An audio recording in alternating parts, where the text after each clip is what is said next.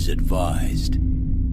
Hey everyone, welcome to the discussion for Tidal Blades Heroes of the Reef, which I gotta say was one of the most anticipated games that I had for this year. I'm pretty sure it was anticipated because I'm positive you showed me. We're having like weird deja vu where it's like you had to have showed it to me. Yeah, because I feel like there's a game where there's like separate pieces, and I don't know, it is ringing a weird bell. Because I know sometimes I would go into your office and like either you would bring it up. I have to quickly go away from my porn. Well, or at least pause it just to be polite, or turn it down a little. I switched to this Kickstarter thing, and you're like, is he yanking it to Tidal Blades? Which you know wouldn't be completely out of nowhere because I think this game is fantastic. Oh, I don't think you should yank to it. Not near That it. is the highest Not compliment that me as a board game reviewer can give. If you're yanking it to the Kickstarter, that is it. No, this is because normally we want to burn Kickstarters. Yeah, I mean this is what Kickstarter should be. Lavish, beautiful production. Well, this is the deluxe edition as well. Well, yeah, but I think that's kind of really what you... They're always deluxe. Essentially. I think that there are standees, like, instead of miniatures. This is one of those games that I want to get these minis painted, because there's like 5 of them. So... Are there only... Yeah. No, I think there's actually... Yeah, there's 5, because we played with 3, and there's 2 others. There's other humans. We didn't want to play with those. We wanted the cool chameleon guy, the crocodile, and the axolotl. The cutest little guy that ever lived. But here's the other thing is, one, this game is huge. This box is massive. Yeah. Weirdly enough. But inside, they have everything organized with the game tray, so everything has its own spot. It fits neatly into the box. So organization, game components are through the roof. I touched your guy, and I'm like, he has weight to him. He doesn't feel cheap. The cool squishy fruit. I do like the squishy fruit. You handed it to me and I thought it was wet and I was like... It's like Devin was talking about snorting one and then just... and puts it in with the rest. Everdell does this as well with the squishy fruit. With the cool arena dice tray that is only cumbersome if you're playing with more people because you have to always pass the dice tray around. And when you have a table like this, you just want to roll nearby. I thoroughly enjoy this game. It was really cute. It was pleasant. It wasn't... It is one of those games where you look at it and you're like visually overstimulated. Yeah. And then you start playing it and you're like, okay, now that I'm going to the different places, I can separate it easier. Mainly because there's a lot of dark, shadowy elements on the board where things could be. It just gets a little lost visually sometimes, but specifically with like these two over here, and really it's just a cohesive look, but it gets a little too dark, but yeah, I mean... Yeah, because the theming is that we actually have these tokens. I think these are boat tokens. So we're actually traveling along the water to these different locations to gear up. Reading the lore book was actually pretty nice because it gave me the... I'm like, oh, I know what Lamar Stadium's about. I know what the monsters are here for. You know what you're doing, what we're working toward. Yeah. And... I gotta say, it was pretty well written. It wasn't one of those things where as you were reading it, they just assumed you knew what they meant about their own constructed world. They actually... it just throws you in it. Yeah, it was Dune. Sure. Where they're like, oh, yes, yeah, they some half-assed name. A fizz-whiz went by, and it's like, what the fuck is that? What it did was it broke it out by, okay, the Droska ring, here's what this is about. The humans are from here. And then a little snippet at the bottom, here's their weapon of choice. Here's the monster that comes from here. And it explains it all, which does a really good job. And it also, I did not read this far. I basically read about the different spots and the background, but they also went even deeper into each character's backstory. About how you're a Tinder hoe.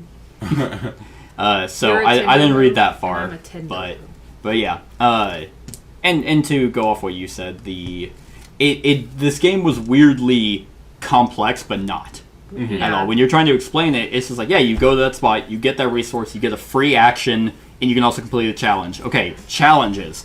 Here's what you do for challenges. You have these dice. Okay, the dice upgrade. There's a lot of that straightforward path, and then it just branches, and then that one branches off of it, and it just keeps branching. So you're like, okay, hang on, hang on. Yeah, but I gotta say the rule book was extremely well done. Every component to this is very, very... Except for a few things that stood out to me, like setting up the fold for monsters. I'm not 100% sure how that's done. It was weirdly worded, so I just put the monsters there. And then the outcast tokens on the score sheet, it says, each outcast token scores negative points that's shown on the front, so that would mean that you would have gotten -5 and you would have gotten -6, as well as you had the most, so you get -5. And just that's the way it's worded. When you had said that originally, I could have just missed that wording because I just thought it was the person who had the highest. That's how I read it, and that's what it reads in the rule book. But then there's these penalty tokens that mean, okay, I guess you also get a negative point based off the value. Yeah. So you can run the risk of actually taking even more negative points. But they're awful. But Devin, what did you think? What did I think? It's a very pretty game. It does look good. The components are nice. I mean... had a horrible time. Horrible time. I don't know. I felt like I was grasping at straws. I didn't know like any specific direction I wanted to go. I mean, yeah, I focused challenges. Maybe if I read the lore like you did, maybe I would have that little tickle of, oh, this is nice. Like you had your specific challenge, and that's basically you were like, okay, I will do that because at least I know right where to go. Yeah, because you got 16 points from challenges, and you got your 10 points from the market or from your special ability. I kind of had an aimless feeling for like the first 2 turns where I was like, that's fair. Like I started and I'm not sure there. how I feel about the... Sorry. No. I was just going to say I started there because I knew that would give me something to do right off the bat. Yeah. I think this is one of those games where it's... There's so much that you can get points from, but... And the way the game kind of explains it is like, oh, you can do all this stuff. But in all reality, there's 2 things that's mainly going to get you points. Yeah. Challenges and fighting. Yeah. Those are your 2 big things. Which makes sense behind the theme of the game, where you are training and preparing to become a Tidal Blade champion. And you do that by the challenges, and then you can also be like, I'm not going to challenge, I'm going to prove my worth by fighting monsters. And if you look at it, Devin and I kind of did both of those. You mainly focused on challenges, but you helped a little bit in the fighting. Yeah. It's Devin went challenge heavy. He got 16 points from that. If we just look at my monster, he got 16, I got 11. So, but in that same belt, you got you got like 10. I got 10 points. Yeah. So in total, you got 16 and I got 21. But I mean, I was like floundering quite a bit because I was just trying to get high level challenges. Now I did this one, which is a 4-pointer, but it got me no points.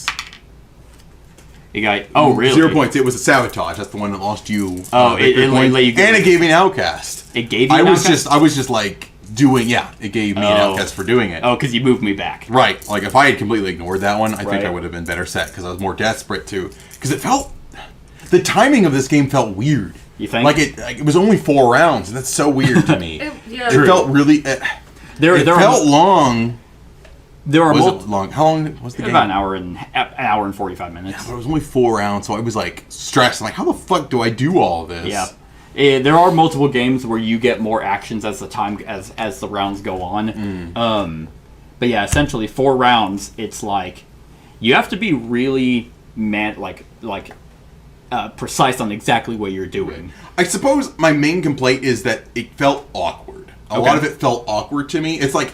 It's not bad. It's like it's fun, but it felt so awkward the whole time. I mean, the shortness of the rounds, how I felt like I could do very little, but at the same time I could do a whole bunch. So it's just like I have to prep to stack a whole bunch of shit on one area. And then there's the dice. It's like if I want to keep building the dice, I have to carry them over, and then they get stronger, and then they are spent. I have to recharge them. I go kill a monster, which I didn't do. I lose my dice that I have built this whole game. And I think that's the balance is on when you fight a monster, for each hit you get, you increase your traits. On top of you're getting ignored by the invasion, and you also you get points at the end of the game, and you go up on the champion board. So, like that's where I kind of passed a lot of boons there. Yeah, so it's like I very much like that risk reward. Where it's like, okay, I'm going to go there. I'm going to fight the monster. I got 5 hits. Let's say I roll 5 dice. I spent my fruit, whatever. I get 5 hits. That's 5 traits that are going up. That's, okay, I hit his armor and I killed him. I'm moving twice up the champion board, and I get the reward for killing him. But I lose all those dice, and now I have to start over again because it's very taxing, to kill some of these monsters. But you don't have to. You got, take away your -5 for the outcasts, you would have had 38 points. So that is, what is that? 8-point difference, which is not nothing in terms of points. But I can see where did you also feel like the game was awkward?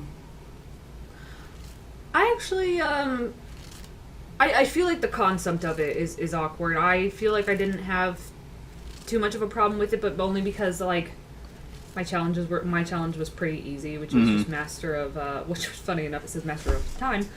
I just had to go for synergy challenges, which is easy for me to they're out and open. I can see if there's a synergy one up there. Pretty easy enough to complete. So I feel like I didn't have a problem with it.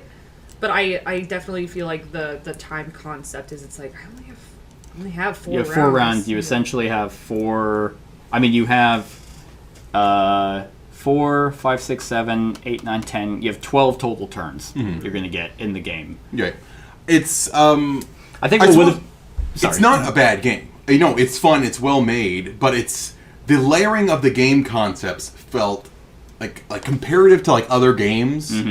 It felt awkward. It was different. It was unusual. Yeah. Just all those different effects. The strange rounds, the dice leveling, the loss of dice, how you act with resources, the layering of area effects. Yeah. So it was just different. Yeah. Different, and it had me off balance. They had a lot of game concepts that are kind of not like others in other games, which are okay, so this is kind of weird. I think for the timing, what they should have done that kind of help it is that whenever you have 2 tokens at the beginning of the game, you essentially, I get 1 action, I get another action.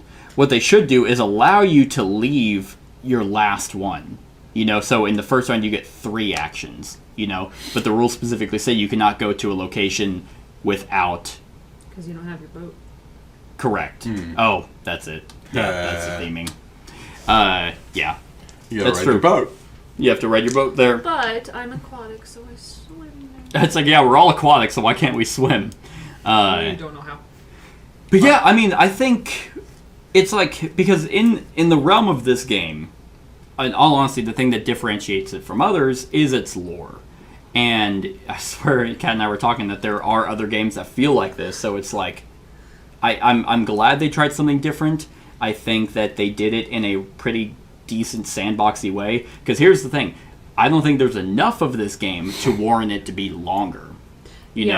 Another round, it's oh man, I'm gonna do another challenge, I'm gonna go fight another monster. It lasts just long enough, in my opinion, it lasts just long enough for you to feel like you're being efficient. You have to be efficient with your dice and with your actions, and then be boom, this round I can only go fight one monster, because that's going to wipe all my dice. So that's why at the very end I saved it for the very last turn. I went there, and then I went there to go fight it. And for me, there was never a wasted turn. I think Kat had that at the very end. Yes. Where you're oh, I got... My last turn, I was Yeah, you had no dice left, and then... I just leveled one of my things. Right.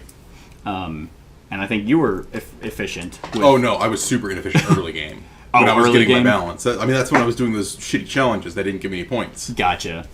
Especially with the expansion, the Angler's Cove, which is a good expansion, but I think probably one that shouldn't be played all the time. Painful. Just because of these outcast tokens, which you have to go out of your way. So that's an expansion? Yeah. Toss that. Sure. Get it out of here. No, it gave me this guy. It helped. Sagashi. He was an expansion? Yeah. Oh. He's cool. He doesn't do any fucking nerd. He's cool. I like him. He's only cool at his school. That's fine. I have my telepathic person who's looking for his wife. Oh. Telepathic wife hunting bug. Isopod. Oh. Man, but here's the other thing that I really like about this game. Is he a character in BattleCon? Terrible. I think that the individual character cards are really neat. Yeah, I did like those. Yeah, those were really cute. Like, you have to... What's really cool is each trait is special in some way. So you can build up your character in a way that's going to complement your strategy. Mm-hmm. Okay, I want to go focus. That means I want to be able to roll a lot of dice for challenges and or monsters. Spirit lets you do stunt cards like a badass. Resilience gives you your dice back and upgrade like a badass. Synergy, more cards, which therefore are more special abilities. I like that, and I think it's a pretty... It's chewable. It's not like, oh god, I have 17 different things. I have my hand of cards. I know. I was really worried that when I was pulling these, I was just gonna get overloaded and be like, ah, yeah. Because once again, unless you really go high synergy. Oh, actually, no. You will only ever get 3 cards out, unless you have market cards. But yeah, like there's only 3 of the. So you're only ever gonna get to pick 2. Interesting. And I think they did a really good job at managing the time of this game, so you're not, you don't ever see all your cards. Mm-hmm. Yeah. You get a decent amount of monsters to go fight because you're not going to go in and one shot it unless you plan. Mm-hmm. Like, okay, this is all I'm doing. I'm gonna go get dice, go get dice, go get dice, go get dice. Spend all my fruit, 6 dice, and hope I get it for the mega kill. To be able to do that, which you can, but they did a really good job at also making it feel like, hey, these are giant fucking monsters. One of us is probably not going to be able to go do that. Yeah. Technically, the only reason I killed this giant mud crab myself was because Cat poked it. Poked it once. I licked him. And then I planned to go out and fight it. But then you were the one that was prepped to do that. You had all the challenges to go fight the whirlpool, and you would have gotten a level 3 upgrade, which was like a. I actually forgot about that part. So you would have gotten like an elite die to go fight it. So I would have punched him right in his nose. You actually probably could have one shot that whirlpool weaver with all the dice. Truly would have been amazing because. He's a son of a bitch. Yeah, that would have upgraded all of those, your resilience, your spirit, and your synergy by 2. Mm-hmm. You would have gotten to also increase any trait die by 1, and you would have gone up by 3 on the...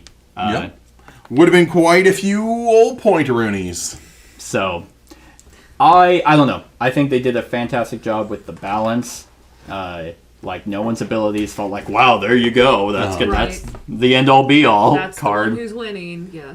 And for a game that relies on dice, very manageable. Mm-hmm. The danger die I thought was going to be gross, but if you get shields or shells, you're like, okay, I'm going to put it on there. It very much lets you mitigate your dice, which when you're playing with dice you need, because otherwise it's just going to get mad because you're like, well... Yeah, it's like, great, oh, fucked up, I failed again. Yeah, it's just like, generate shells. It's really good. I mean, just re-roll. Okay, Yeah, re-roll. And then when you get to 4, after you've been re-rolling, it's like, okay, here you can actually pick what you want, but you have now spent your shells. Mm-hmm. I was actually going to say that about the shield is like, oh shit, you have to put your shells on the shield, but they're not truly gone at that point. Because then, like Devin said, you can spend 4...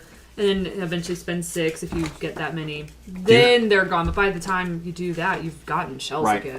And for the record, there's a history of the shell shield. Uh-huh. It's basically like a rare legendary item that they give you to trial when you're going through the challenges to become a Tidal Blade. So they're like, here you go, use this. Because I never felt like rolling the dice was hard. You just had to spend a lot of your resources to be able to get the successes that you needed. But was there ever a time where people failed a challenge? I got that sick-ass one that would just boom, fail, and I was like, hey, look, I did it! That was amazing. I don't think I ever failed one outright. Nope. Yeah. So as long as you have ways to get shells, or it's super easy to go get it. I was like, okay, for this turn, one of my 2 actions, I'm going to go to the Glass Forgers and, get some shields or get some shells, and then you always get to complete a challenge. The game is very giving. Mm-hmm. It's like, hey, have fun, enjoy our world. It wants you to play and have fun. Yeah, because it's a game and it should be fun. Yeah, and I always love adding up scores at It the is end. a satisfying thing to do. It's my favorite way of calculating points instead of having a tracker at the end, because it's like, oh, I'm all the way up. I'm at 15, that way or I'm aren't at getting actively discouraged. right. It's like right. There's okay, Seth or whatever. Cat's at 50. Until we all looked over. Where and was saw that card? Oh, and are you looking through yours? Yeah, I mean, there's I just love the art. It's Oh, so oh, look! cute. Drew's presence before fighting a monster. Upgrade 1 die. Just look at how cute she is. Yeah, I mean, this she's game the is best. incredibly adorable. They have like a time travel neat element. There is a part 2 that they're planning on creating. Like, That's when shit hits the fan. yeah, I don't remember exactly what. I think it's in the same world, but a completely different game, like game style. Yeah, because I was like, what the hell is this? It's called The Rise of the Unfolders, and I think it's coming out next year. Yeah, I don't even know if there's a... Oh, it's a dungeon crawl. So players use deck building and deck enhancing to propel their characters through a story arc. So it's set in the same world of Tidal Blades, but a completely different game, which I think is neat. I think if you're going to do a game world series, that's how you do it. You basically, you don't make the same game just with a different theming over it. Any negatives? Besides my awkward complaint, I don't. Do you think that's just due to unfamiliarity? It could be. Yeah. Yeah, it's not bad. I was gonna say, yeah. I was like, I don't really have. It was interesting because Devin, we were slowly moving up the champion board, and Devin's like, "How the fuck do you get up there?" I got a little over halfway. But it seems like the easiest way is monsters. Oh, Yeah, definitely. you're definitely supposed to fight monsters in this game. I also just, I guess, with the awkward timing is I didn't feel like I had a whole lot of time to fight monsters with everything else. Yeah, there is. This is a sandbox where it's like this is what you're doing. Yeah. Like you don't get to do everything. Yeah. Essentially, the locations you're not going to visit all locations. It's like, okay, what's my end goal? Fight monsters or complete challenges? Okay, I'm going to do that to prep for that final thing. You know. So if you don't like games that they don't let you do everything, Free roam. then this probably isn't the game for you because it is a very tight game, 12 actions. Yep. But I think for all the negatives of it, where it's like, okay, my resilience isn't high. You have locations that give you your dice back. You just have to. It's basically upgrading these allow you to omit go into certain areas. It's like, okay, I don't need to go to the Blade Advisor because I can upgrade all my dice. Because my resilience is high. I don't need to go to the Desert Caravan because I bought a card that lets me refresh or whatever. Right. So you find ways to circumnavigate taking the unnecessary step before doing a big major one. But I think that the challenge is being able to... That's what the Angler's Cove is good for, is you go there and you can complete any of them instead of having to go to a specific spot that could be blocked by other people. -5 fucking points. Ugh. Yeah, but the challenges you can take, let you either make other people draw them or give them to you. It just didn't help that you were the one that kept going there, and then Kat finally went there, and I was like, I'm just gonna not touch that spot. Away. I honestly, I don't have any negatives. In terms, I think the stunt cards were a lot of fun. They give you that one-time bonus where it's like, oh, yes, perfect. My last one was useless because it was draw a number of challenge cards equal to your spirit level. And I'm like, well, I don't need any more challenge cards. I actually took 2. All the challenges I took were to give me another set. Oh, gotcha. But I ended up fighting the monster instead. I couldn't get that last synergy. Right? Because at least with challenges, you don't lose any dice. Unless it's... Monsters are rough. Yeah. But worth it. Yeah, that's where all my points came from. So High risk, high reward. yeah, I really don't have any negatives. I think it's a pretty clean game, a gorgeous game. Put a lot of love into it. Yeah. That's for sure. All right. So you guys got anything else that you wanted to bring up? I don't think I do. Yep. Yeah. I got it. Let's see. Scale of 1 to 10. Who wants to go first? You got it, Kat. Oh, Okay. give it a 9. 9. Yeah. Wow. Awesome. I mean, it is clean. It is really effective. Wow. Awesome. I Awesome. liked it. Squishy fruit is always a bonus. Yeah. It's not wet. I think the dice upgrading is also a pretty cool the mechanism. mitigation is my favorite part about the dice. Mm-hmm. Yep. That is true. Devin? I think I will give it. I'm torn between 7 and 8 again. 7 and 8. Oh man, I'll give it an 8. An 8? It felt good. It wasn't too bad. I mean, it's a lot. I don't know how much, getting other people in on it might be a little difficult. But, no, I mean, you got a type boarding group, which you always have if you're buying Kickstart board games. What am I talking about? No, you'll be fine. I'll give it an 8. Yeah, I think that is actually interesting. Yeah, it worked well with 3. Mm-hmm. Like, I don't think there was ever really a time. I think there was maybe one time I went somewhere that you wanted to go to, but you had an ability that's like, oh, I'm going to go there anyway. Mm-hmm. And, yeah, I think with more people, do they? Yeah, I think they're not front and back. So it would get tighter with more people playing. I think that's why this one adds a 5th player, because it's another place you go to. Mm-hmm. This would be more prominent as an expansion with more people, because more people are going to be inclined to go. You have more competition of who has the most. Mm-hmm. So yeah, I think 3 was a really good number. 4 would be really good too. That would really make it like, okay, I have to go here. So now you're fighting for the first place token a lot more to ensure you're going somewhere. Right. And probably more people are helping to fight the monsters. I'm going to give it an 8.5. I'm going to split the difference between both of you. Oh, right in the middle. Yeah, I think the characters are extremely unique, except for the 2 humans. It's like, oh man, Yeah, fuck them. I don't know. Yeah, I do like their own personal decks. I do like the little story card. Yep. And they even give you a recommendation on your playstyle, on what strats you should go for, Yeah. which is kind of nice. Yeah. I was all focused on resilience, and you know what? I was like, I'll do just that. Mine was, let's see. What was I supposed to be? Oh, it doesn't even say. But anyway, they also come with, I think 3 total endgame, Oh, cool. like secret goals. They also have a few other, minor expansions that you can add. Mm-hmm. But yeah, 8.5, so that averages out to what? An 8? 8.5 probably. So, you guys got anything else? I don't think so. Cool. So that's our thoughts on Tidal Blades, Heroes of the Reef. Let us know what you think of the game in the comments below. Other than that, like, comment, share, and subscribe, and have a wonderful whatever time of day it is for you. Hey everyone, thank you for watching, and I really hope that you enjoyed the video. If you would like to see more of my content, go ahead and click that subscribe button and the bell to be notified whenever I upload any new content. If you feel like supporting the channel, you can go ahead and click that Patreon link to be taken to my Patreon, and any help is truly appreciated. Other than that, stick around for any other run-throughs or reviews or cool top 10s or whatever I feel like putting on. Other than that, like, comment, share, and subscribe, and have a wonderful whatever time of day it is for you.